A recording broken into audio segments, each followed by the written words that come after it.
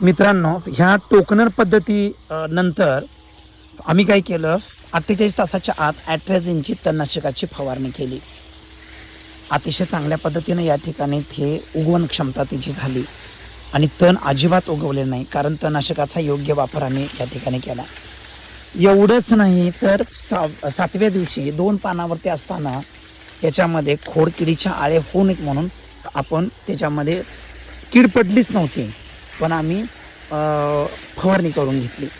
त्यानंतर आम्ही बरोबर 17-18व्या दिवशी पुन्हा दुसरी फवारणी या ठिकाणी केली.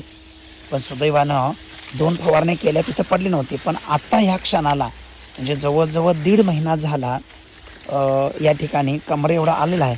तर अशा पद्धतीची या ठिकाणी कीड पडलेली आहे.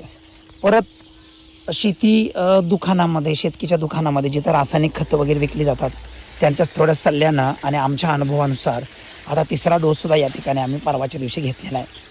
त्याचबरोबर याच्यावरती स्प्रेसुद्धा दिलेला आहे. आणि चांगल्या पद्धतीनं पानाची रुंदी, ही काळोखी किती सुंदर या ठिकाणी हा मक्का तुम्हाला दिसतो. असा मक्का जर पानाची रुंदी असणारा जर बघितला तर खरोखरच मन भरून येतं.